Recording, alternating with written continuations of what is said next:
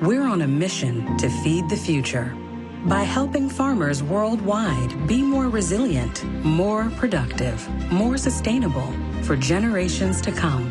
Corteva Agriscience. Keep growing. It's time for RealAg Radio on Rural Radio Channel 147 on Sirius XM.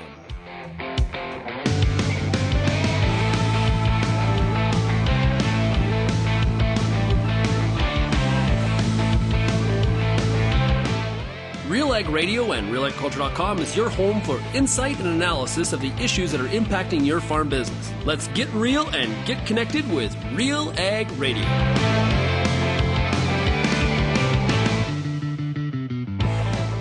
Welcome to RealAg Radio here on Rural Radio 147, Sirius XM, brought to you by Corteva Agriscience today for the Farmer Rapid Fire. I want to encourage you to go to corteva.ca. And when you go to that page, you're going to see the Corteva Agriscience 2025 Field Guide app. So there's a lot of great products from Corteva across Canada, right? I don't care where you're farming. Corteva has a product for you for the growing season. Download this Field Guide app. Fantastic tool. There's a QR code on the homepage. Download it. Use it. It's a tool they developed that will really benefit you and provide you with the information. And, it's got a bunch of product stuff there and some of the tech sheets and all that kind of stuff.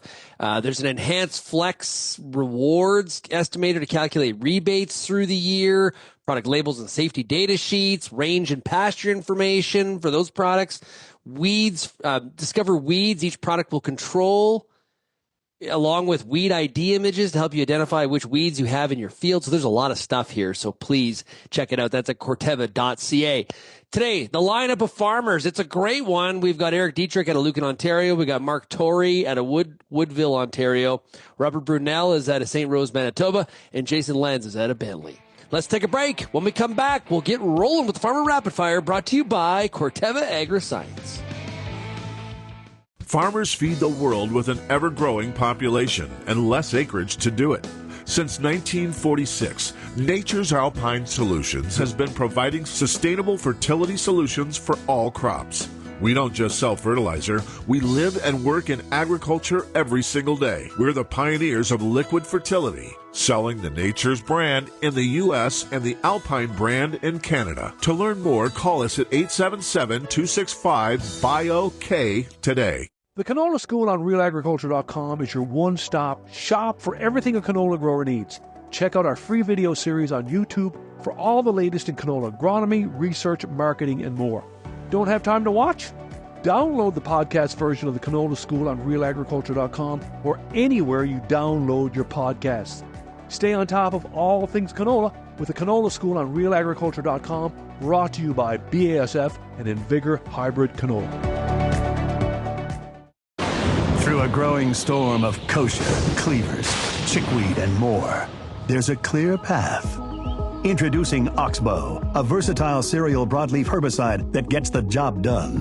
Powered by Duplisan technology, Oxbow is your workhorse on resistant kochia and other tough weeds. With flexibility in timing, rates, and recropping options, your path is clear. Find your way on the path of least resistance at newfarm.ca/Oxbow. And we take the Farmer Rapid Fire, brought to you by Corteva Agriscience. And we're in Lucen, Ontario, and we're talking to Eric Dietrich. Hey, Eric, how's it going? Hey, good, Shaun. How about yourself? Hey, pretty good. Do you have a good holiday season? Yeah, no, we had an awesome holiday season. We, actually, my wife Caddy and I, we just welcomed our fourth child into the world Monday night. So, well, congratulations. Yeah, thank you. So you thought harvest brought on shortage of sleep. You've got some short nights ahead of you. Yeah. Oh, so far so good. We got home right away, and no, everything's good. So. Well, that is awesome to hear, and congratulations to you and your wife and the rest of the family. And is for the good number? This is always a debate amongst couples in terms of, where do you stop? Is four it, or can we expect the Dietrich household to maybe increase a little bit more in the future? No, I think 4 will be good. We'll have a hard enough time getting four farming, I think. So that'll be good. Yeah, I hear you. Okay. How's the weather been that way? Well, so like just pre-holiday, you probably seen online. We had unprecedented amount of snow there. I guess that's the week before Christmas. We got we were probably up to 4 feet of snow within a week. It was unbelievable. Wow. And then we had a bit of a thaw through the holidays, and we lost the snow. We pretty well lost it all, other than a bit around the tree lines. And then now this week we're getting it back here. Maybe got 6 inches of snow now, and they're calling more by the weekend here. Maybe we're going to double that up by the weekend. So that's just Ontario for you. I wish we didn't have any snow. I wish we got some frost in the ground, but my friends further south, you go 45 minutes south where they got no snow, they're getting a nice frost on the ground. We're not getting that. But how's planning coming for the 25 crop? Yeah, planning's coming good. We got a couple shop projects on the go, just tuning up some drills and going over the planter. And we're moving lots of grain. Actually, everything's kind of moving steady since harvest. Had a bit of a pause there before Christmas, but grain's moving out nice and things are good. Yeah.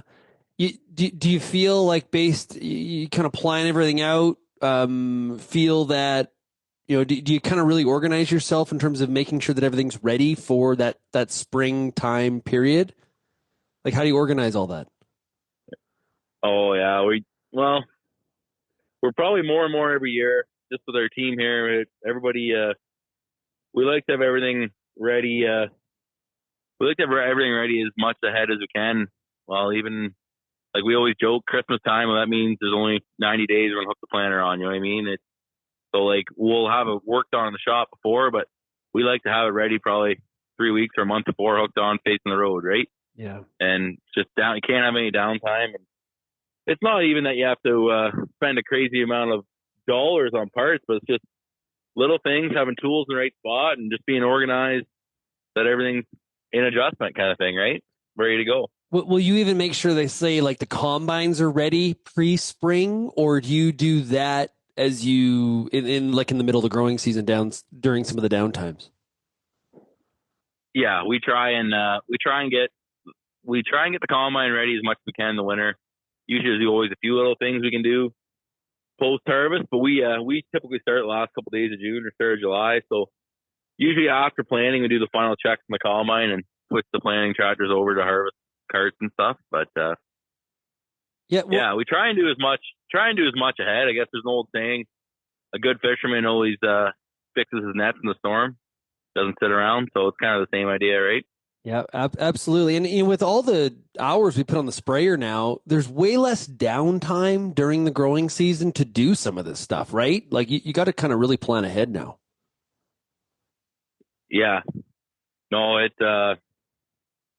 just seems to be one thing to the next. The sprayer passes, whether it be fungicides or in-crop treatments, they seem to have increased, and I don't know. It doesn't seem to get simpler. I always joke with my dad that he used to, have a bit of pre on his corn and clean up some Roundup and anhydrous, and he used to walk away. Well, now we still clean up, and then we got fungicide pass. Sometimes there's a micro pass. We're splitting our nitrogen. It just seems to add a few more layers to it. Yeah, no doubt about it. In terms of the crop plan for the year ahead, are there areas or things that you're doing differently this year in reaction to what the margins look like? We're doing some budgets here. We haven't finalized every acre, if you will. We got kind of, how do we say, we got a 90% plan.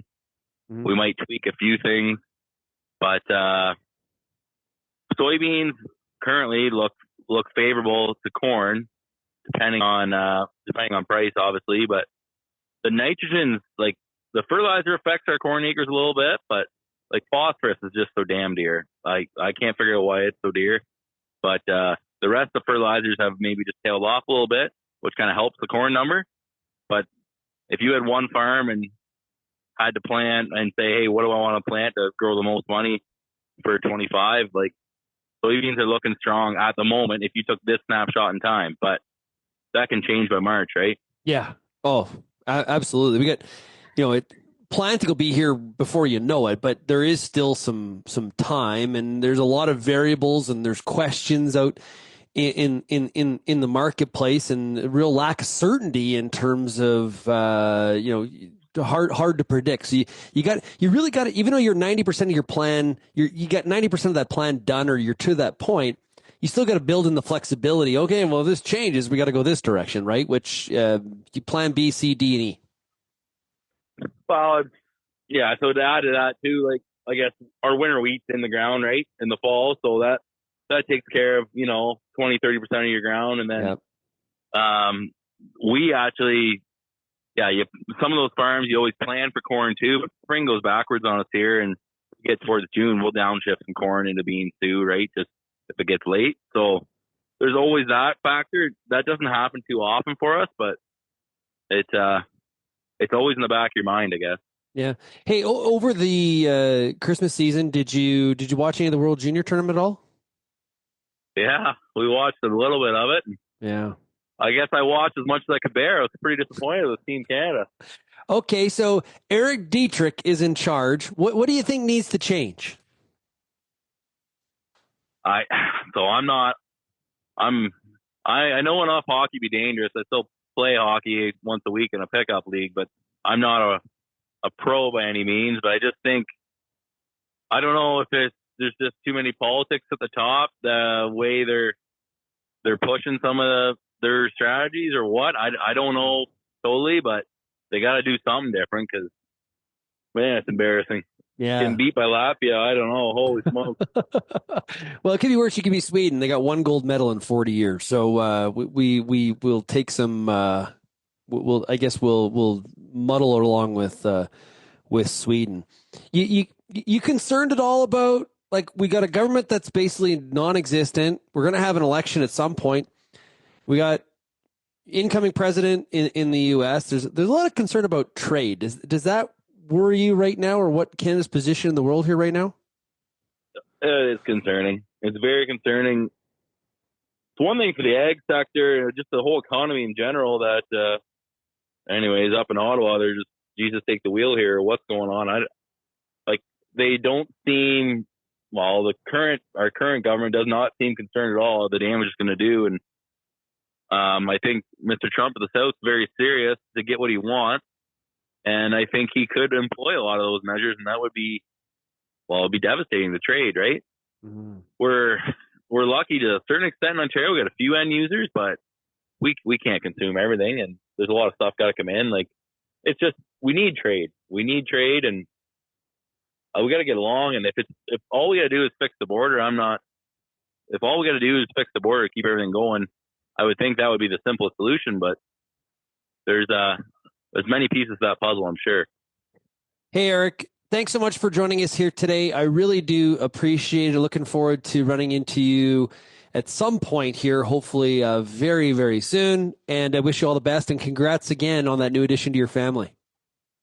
Yeah. No, thanks, Shaun. Thanks for having me on. Really appreciate it. That is Eric Dietrich. He's out of Lucen, Ontario. We got more of the Farmer Rapid Fire brought to you by Corteva Agriscience right after this. Calling all Montana, Dakotas, and northern Minnesota growers. Are you looking for a profitable addition to your farm that can deliver value beyond yield? The new seed Omega-3 canola production system can help you unlock a guaranteed path to market with attractive premium opportunities and an active God clause. Contracts include first-in-class agronomy support and free on-farm pickup after harvest. Contracts are available now. Commit early to maximize your opportunity. To learn more, visit omega3canola.com. Before you get back in the field this year, spend some time with the Corn School on RealAgriculture.com. Get all the information you need on hybrid selection, planting depth, crop inputs, and more from a wide range of industry experts. A massive library of video content is available on demand when you need it most. Spend your time outside of the field, inside the classroom, with the Corn School on RealAgriculture.com. Get all the information you need to keep your pulse crop healthy and profitable with the Pulse School on RealAgriculture.com. The Pulse School is a free YouTube video series covering agronomy, research, and more across a host of different pulse crops. It's also available as an audio podcast wherever you download or stream your favorite podcast.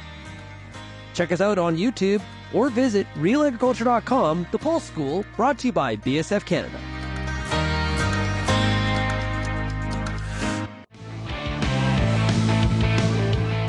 And welcome back to RealAg Radio for the Farmer Rapid Fire, brought to you today by Corteva Agriscience. Find out more by going to corteva.ca. Okay, let's dig in on another farmer, see what they're up to here as we get to the end of the first full week of January. And now we're going to go to Eastern Ontario, and we're talking to Mark Torrey. Hey, Mark, how's it going? I'm well. How are you, Shaun? Hey, good. Well, I guess maybe I shouldn't. Woodville's in Eastern Ontario, isn't it? East Central, we like to call it here. Yeah. So we're about an hour and a half northeast of Toronto. Yeah. Good. I didn't want to get ahead of myself, so that's okay. That's good. Is that too close to Toronto for your liking? Well, we're still just far enough out. There are some people that do commute from our area to Toronto, but yeah, I mean, we're not dealing with urban sprawl exactly here in Woodville for sure, but other outlying cities like Lindsay and Port Perry and Uxbridge certainly have a lot of the commuter traffic there now, and a lot of growth there. So if I'm living in Woodville and I'm commuting to the downtown, what does how many hours am I into work? Yeah, it's I do have a neighbor that commutes daily. And I know he's wearing out vehicles in a hurry, that's for sure. But it's definitely probably right to downtown Toronto,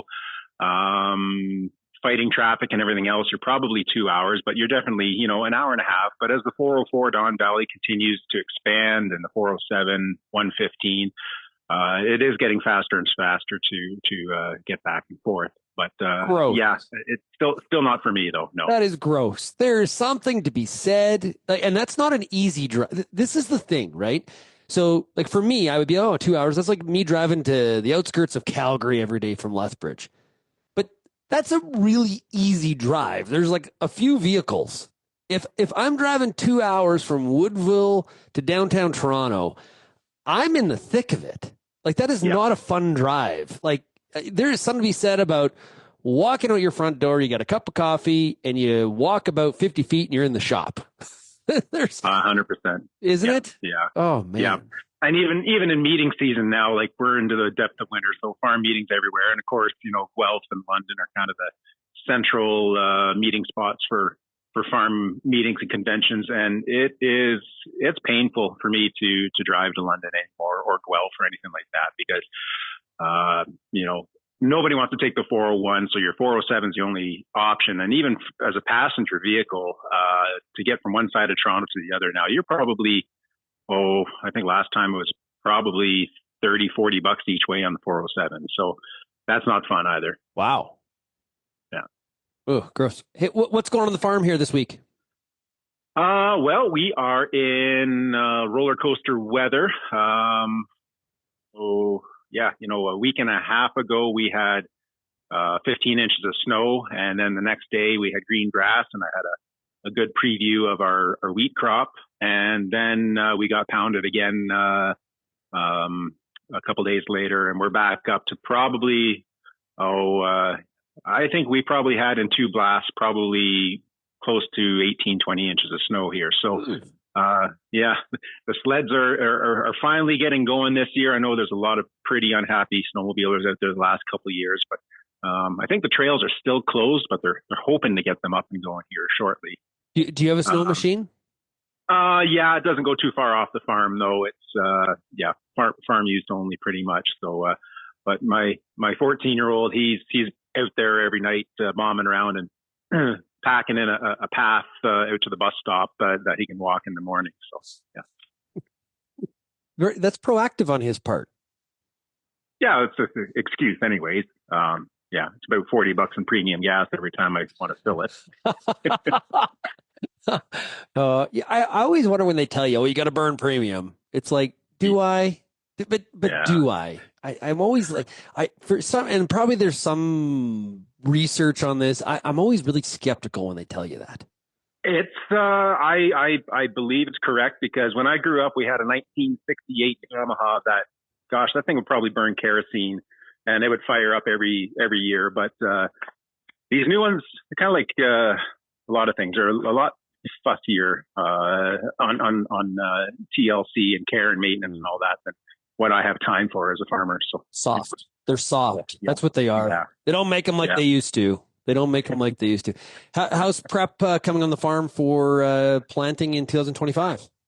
Well, we're working on some barn cleaning this week. We just shipped a flock of broilers yesterday, and so that's cleaning up in there. The cows are settled in for winter here. We're back in the frozen snow or frozen water bowl season here. It's been relatively comfortable temperatures here until today. We're I think probably teetering around minus 20 Celsius here today with some wind chill. So we haven't felt that kind of pain in most of this winter, but it's definitely hurting out there. Sorry, what was the temperature? I think we're around minus 20 Celsius. Oh, see, in Ontario, that's cold. Yeah, And for all the people on the prairies, they're like minus 20, suck it up. Not the same. Yeah. Not the same. That is a humid cold that goes through. You could put on as many layers as you possibly want to or can. Yeah. And that chill goes right through all of it and just penetrates your body. It is bone chilling. Even the -4, I think we had yesterday or the day before, it felt just as painful, honestly, with a damp, cold air blowing through you. So, yeah, it's lots of layers or else quick trips out to the barn and back. That's for sure. Yeah. Any plans of change for what you're doing in 25 at all? Same rotation. I've got my seed order in. Just sticking to the status quo: corn, soybeans, wheat, and hay. We're hopefully going to get a little bit of fence row work done maybe next summer. Something I've been putting off for way too many years. Just some things that have kind of the fence rows keep getting a little bit bigger every year and harder to maintain by yourself. So I think I'm going to pull in some big equipment for that. And, next year, hopefully get a little bit of tile fixed up. That we're quite fortunate. Our farm being sandy loam, it's a lot more forgiving if you don't get tiles fixed right away. But quite honestly, a lot of our farm is still running clay tile that my dad probably installed, 60, 70 years ago. So it's about time to get some of those replaced. But in the meanwhile, I've been getting through with what we've got. Yeah, have you been following what's been going on or not going on in Ottawa and this rudderless government that we now have, and the situation that we're in, especially with what we're hearing out of the U.S. as well? Yeah, it's I don't know if we need to go there or not, but yeah, it's going to be a while yet, because everybody was waiting. I shouldn't say everybody, but quite a few people were waiting for this announcement. But like we say, it wasn't really an announcement. It's still we've still got many months ahead of us here before we can actually see any reaction to the so-called resignation. Mark, on that point, could there be less account? Like, I listened to the resignation or the presser. Could there be less accountability? Well, it also feels like they're setting the bar for not having to make decisions. You can make soft decisions and not really have to commit to anything. So it's just I think, as politics quite often is, it's sitting on the fence. Even resigning and potentially watching your party fold. Well, let's not worry about that today. Let's just kind of see how this plays out over the next 6 or 8 weeks or months. So, but yeah, I am I'm eager to see some sort of a direction here coming forward. I'm not sure getting out of this hole that we're in right now financially. Let's not kid ourselves. There's probably if we do have a change of party, there's going to be a lot of adjustment and some pain felt by some industries on the other side of this. But we do need to have some sort of a course correction here. I don't disagree with that. Yeah. Well, hey, appreciate the thoughts, Mark. Hoping that we run into each other through sometime here during meeting season. I have no doubt that we will. All the best to you in 2025, okay? All right, thanks. And to you too. That is Mark Torrey, and he is out of Woodville, Ontario. We've got more coming up here on the Farmer Rapid Fire. We're going to head out west next when we come back. You're listening to RealAg Radio. It's the Farmer Rapid Fire brought to you by Corteva Agriscience. Ready to take your oat game to the next level? Try CDC Endure from Alliance Seed. CDC Endure oats are consistently one of the top yielding varieties in the Manitoba, Saskatchewan, and Alberta provincial yield trials. With strong standability, excellent disease resistance, and excellent end-use quality, CDC Endure might be the variety for you and your farm. Available from authorized Alliance Seed retailers. For more information, visit allianceseed.com. Lima Grain Cereal Seed brings you best-in-class performance for winter and spring wheat, including 12 national wheat yield contest winners in 2024. With the most extensive coaxium portfolio and over 15 top-performing varieties, Lima Grain delivers superior genetics to control grassy weeds when you need it, fall or spring. Boost your yield potential today. Visit limagraincerealseeds.com or call your LCS Regional Commercial Manager for more info. And welcome back to RealAg Radio and the Farmer Rapid Fire brought to you by Corteva Agrisciences. We're joined right now by Robert Brunel, who farms in St. Rose, Manitoba. Robert, how are we doing? I'm doing good, Shaun. How are you doing today? Hey, well, I'm doing pretty good. I'm hanging in there. You have a good holiday season? Yeah, it was good. It was fairly quiet, but that's always good too. Yeah. Are you do you feel ready for 2025? Not at all. Not at all. No. Is that okay? So there's a lot of it. I'm kind of like you. Is that comfortable or is it unnerving? I think it just seems like the first half of winter is, gone by quickly, and now we just got to settle in and focus in on getting ready for the planting season, which just seems to come quickly. So yeah, it's not a big deal, but I wouldn't say I'm ready yet. Yeah. We've been talking to a lot of farmers through the winter, and we've seen it with some of our market research with Real Agri Studies. Farmers are, because of the margin situation and the tightness negative in probably a lot of cases, people think about operational changes and cost cutting, essentially. Are there anything you're doing around that to make some changes to try to help improve your margin for 25, or all systems go regular way of doing things? I would say, we're probably going to go over things a little deeper in terms of, spending and where we're deploying any extra capital. But, we seem to be every year,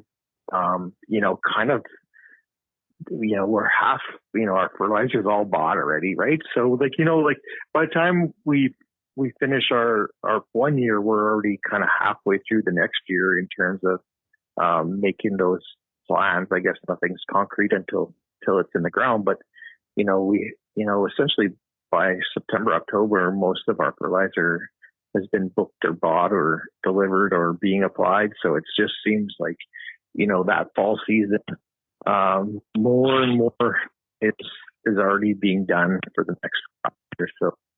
Yeah, I think this is one of the challenges that a lot of growers have, especially if you've already committed to the fertilizer, which, I'm not being critical of that decision whatsoever, because I think there is some concerns that fertilizer prices go higher from here in some of the classes. What we have seen definitely is a cutback in things like machinery purchases. The Association of Equipment Manufacturer numbers pretty much bear that out in Canada and the U.S. Some growers have told me that maybe they're going to maybe really look at the return that some products have provided. When I was in Pasco, Washington, speaking to a bunch of wheat growers earlier this week, one of the things I messaged to them was we were talking about this, is I'm concerned that people go too far with it, where, just saying I'm not going to use that product because it costs X, right? If it was costing you $20 an acre, but you were getting $50 an acre benefit, you should stick with it, even though it is a cost. Now, if that $20 an acre product was only netting you 15, then yeah, maybe you should cut it out, right? I think you really got to look at it on a per use basis and what some of the economic consequences are. Yeah, I would agree, Shaun. I think when we look at our costs into growing crops, I'm not interested in trimming those ones that we know the return on investment's there. I think the goal on our farm is to continue to grow the best crop we can, because, let's face it, bushels times the dollars received is what pays the bill. So I'm not looking at trimming, in any respect, those top ones. It's the extras, I think, that we need to look at. We've been through some pretty good times. Definitely on the capital expenditures, we'll probably pare that back to what's reasonable, what we can get by with for now, and kind of maybe we see some machinery prices drop off. We know that they seem to be at the peak, or maybe coming down now. So maybe delaying some purchases, just sticking to the basics of growing the best crop we can and doing some good marketing decisions.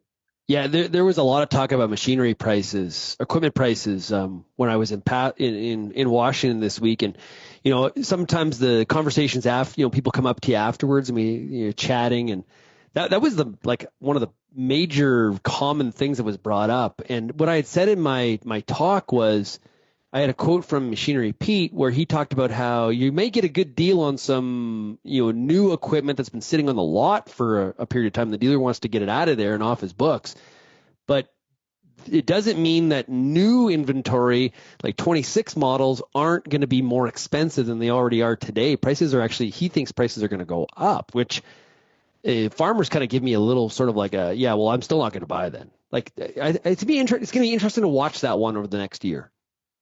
Yeah, I think there's, my equipment purchasing decisions and the direction we've taken is we're generally not brand new buyers. For the most part, we're looking for good used stuff that has some value, and we're pretty handy at fixing and rebuilding things. So we kind of focus on that. But when we look at our machinery repair and costs, they've gone through the roof in the last 3 years. And I think, sometimes I question that thought process of running used stuff or older stuff that needs repair because it's depreciating out. So it's tough to decide, but I think there's always deals out there. Just person has to be looking and ready to buy, maybe not what you think you want or what's on the top list, but maybe something number 2, 3, 4 down the list comes up, and maybe that moves to the top because the deal is there. And I think there's some opportunities to do that, and that's kind of the philosophy we've been looking at. You bring up a good point. So as we have more farmers that are less mechanically inclined, and I'm the most unmechanically inclined farm kid ever known to man, but as we see more people like me, okay, that are into farming, or situations where we can't work on it ourselves, that repair and maintenance bill line on the income statement, it is going to be higher than maybe we're used to, because what we used to do is we used to fix everything and our time isn't worth anything and it didn't show up on the balance sheet on the income statement. So I think what you said there expressed is something that probably a lot of farmers are dealing with. Yeah. And I mean, I remember growing up in the 80s and 90s, like we fixed everything. Yeah. There was like, we didn't generally buy a lot of new stuff. And when we did, it was a pretty big deal on the farm. So, if it was, resurfacing things or building things up that everything is running true again, and that was just kind of the norm. And we've carried that philosophy through in a lot of ways, but we definitely, tend to take the easier route and look at trading off or trading up. So, but the parts itself, the cost of parts have gone up lots, and it really makes you, stop and shop around a bit as best as you can whenever you have the time to. The weak Canadian dollar is not going to help either. No, absolutely not. Absolutely not. It's probably saving us, on the commodity price side to some extent, but on the purchasing power, it's definitely hurting us. Yeah, no doubt about that. Any changes to the crop mix? We were initially going to pull back on some corn acres a little bit and maybe bump canola up, but I think we're going to kind of stay the norm and keep to my 20% rule across the board, and just manage those appropriately. Yeah. Any thoughts? Like, what's been your reaction to what we've seen this week in Ottawa? Prime Minister resigning, and now we're kind of in sort of political limbo here, kind of a lame duck government. It's kind of unsettling, isn't it? Yeah, well, I mean, we've seen this before. It's kind of personally, I would have preferred to see them lose on a non-confidence vote, because then it initially, it just triggers an election and it's time, right? So this way, it gives them time to find a new leader and all this stuff, and then we go back to business and end of March. I think, I haven't been following it super closely, but so I mean, at the end of March, they could still call a non-confidence vote, I guess, and topple them. But it's unfortunate that at this point, when we are seeing a new government come into play into the U.S., it's too bad that we have nothing going on, right? Bad timing. It would have been better in a lot of ways to continue to have the current government at least functioning, to have that dialogue as President Trump takes office. But it is what it is, and I guess it'll play itself out. We'll see what he does, right? It'll be interesting to see what President Trump does. He's been talking lots and making announcements and whatever, but we'll see when the time comes, what actually happens. Yeah, good point. Hey, to wrap up, you got much snow on the ground? Yeah, we've had great snow. It's melted quite a bit off and on over the winter. It would be nice to see some fresh stuff, but we have a great snow cover at this point in time. You got snert right now? No, we're still like white okay. winter. It's just that it'd be nice to cover it up. It's getting a little icy in places.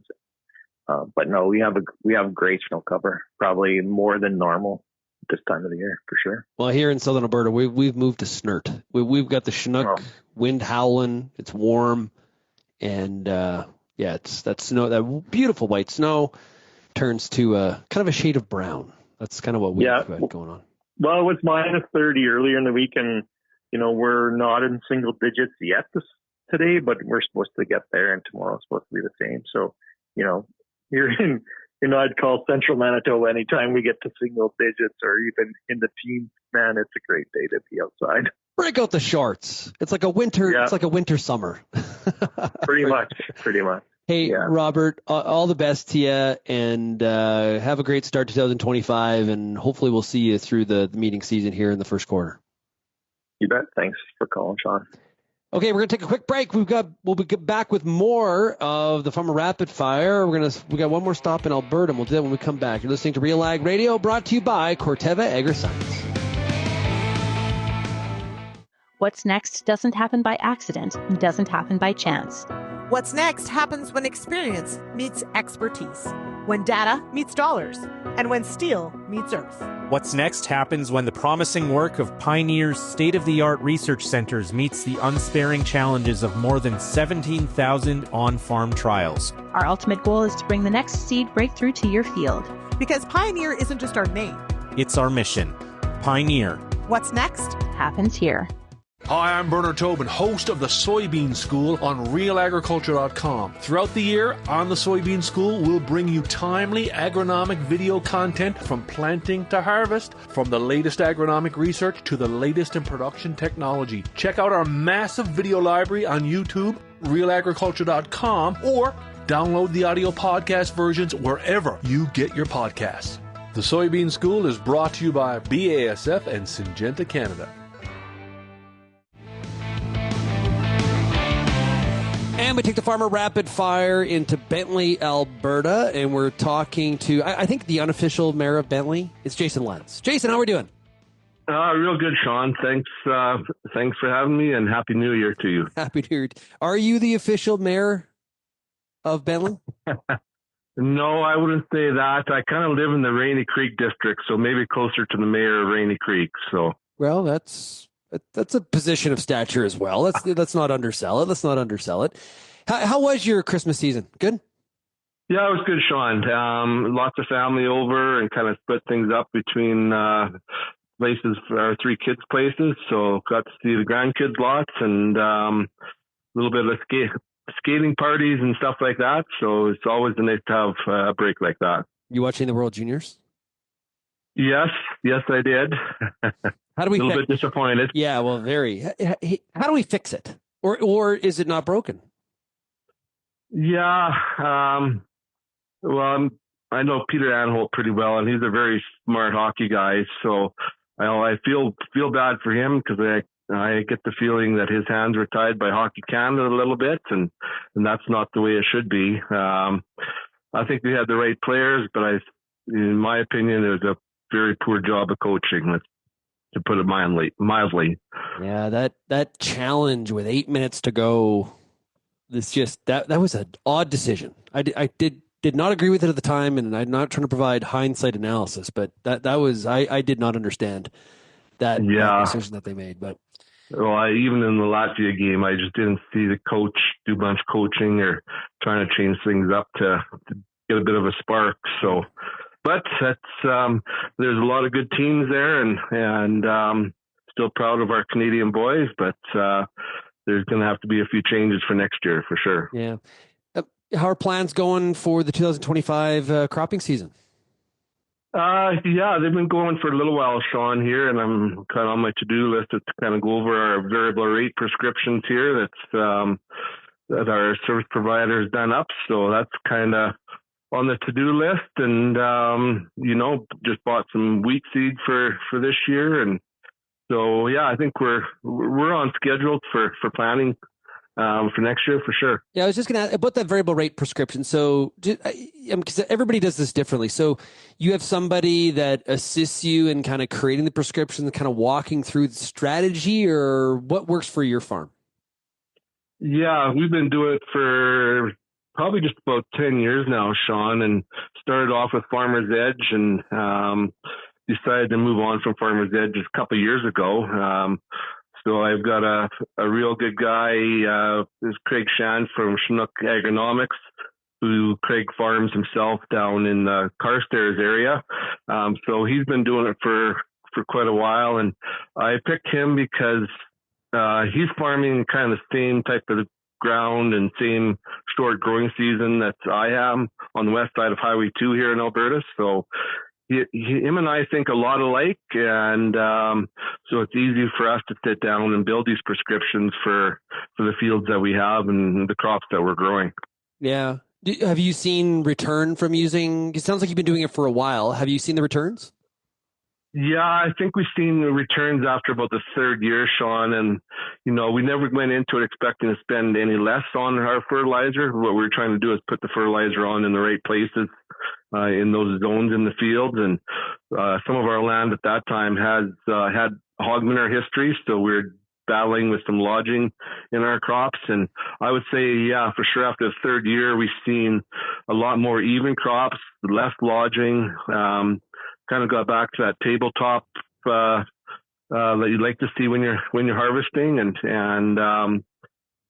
I think overall our yields have improved, but I think a lot of that has to do with the better genetics and, in our cereal crops and canola crops too. Any changes at all for the 25 season? We've seen from some of our Real Agri Studies data, farmers definitely thinking about cost saving measures. Have you engaged in any operational changes for the year ahead? No, we keep our rotations pretty tight here, Shaun, and we're growing malt barley, both malt barley and feed barley, CPS wheat and canola. So the big change for us this year is that we're going back to trying some CWRS wheat. We've got a variety called Manus from FP Genetics picked out, and we've been primarily CPS growers here for the last probably 6 or 8 years. CPS does so well in this area with the rainfall that we get, and you can really pour the groceries to it, so you can get big yields. But some of these new hard red varieties, I think, are catching up on yield, and we want to try to see if we can get some protein out of it rather than just bushels. That's always been our case here, is we can grow lots of bushels, but the protein yield ratio, the yield is always one. So yeah. So you figure if you get certain quality, certain protein level, that the end net, the net benefit, net price to you is going to be better than just trying to chase the yield. Yeah, I think it's just, once again, I just think that these newer genetics in these wheats, we might be able to get up to that 13 or 13.5 protein for hard red in this area. But that's always been the struggle for most of us in this area, is heavy black land, and it just wants to push yield, and you lose protein out at the end. So I can go 2 miles away from here up into kind of the ridges of the valley where the ground is sandier or more clay, and they have no problem getting 13 or 14% protein out of their hard red. So it's just, to me, it's kind of a soil land issue that we have here, and it's not a bad issue to have, but we're going to try CWF here again anyways. Yeah, well, and you're in that pocket there where, as long as you don't get hailed out, you can produce a crop, right? Like, yeah, we're fortunate that way, Shaun. But in saying that, we got to experience what it's like to be a dryland farmer for Medicine Hat this year. It was the driest year I've ever farmed in that we only had about 5.5 inches of rain from May 1st to harvest time, and a normal year, we're always double that, and sometimes, triple that. We're getting 15, 16 inches of rain. So it was very much a different year, but our wheat took a bit of a hit this year between the drought and the wheat fields were the ones that attracted the hailstorms this year. But we got half a crop of wheat, and going into harvest, most guys in this area are saying, well, looks like the canola is going to be a third to half less, just because it only flowered for about half the time during July, during that heat wave and the drought.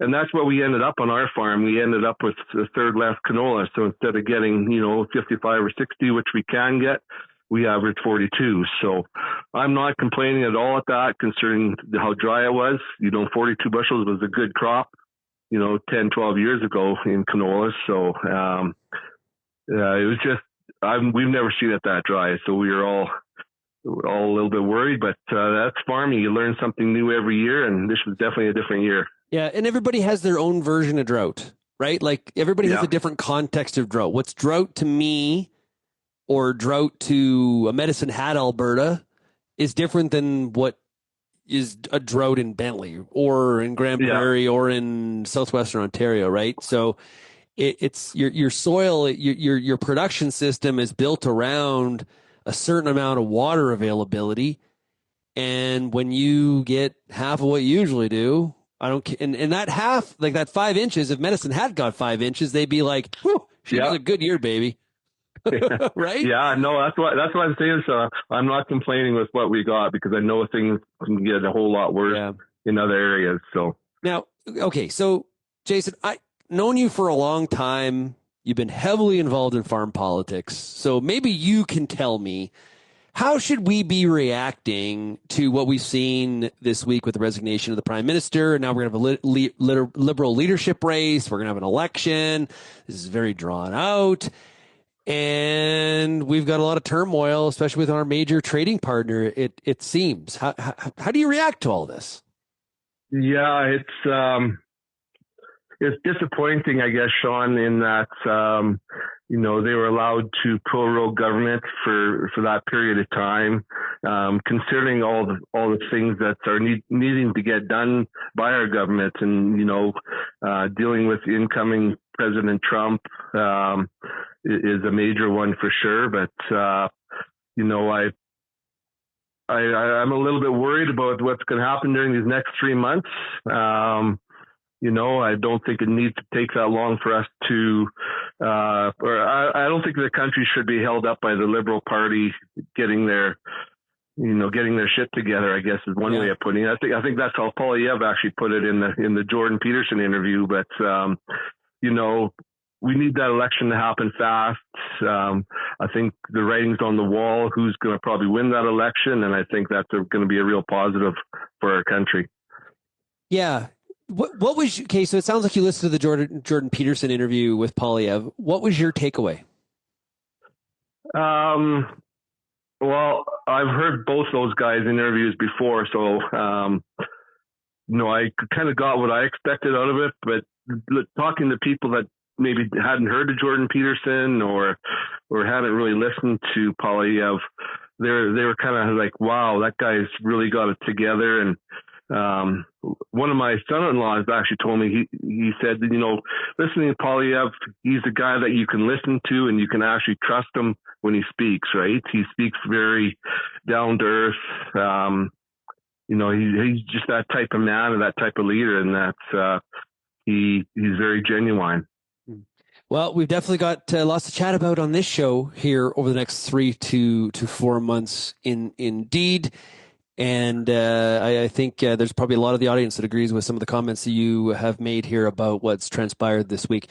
Hey, Jason, all the best to you. I know I will definitely see you on the road over the next 3 months with farm meeting season. Look forward to it, and we can grab a cold pint and chat a little bit more. So all the best to you.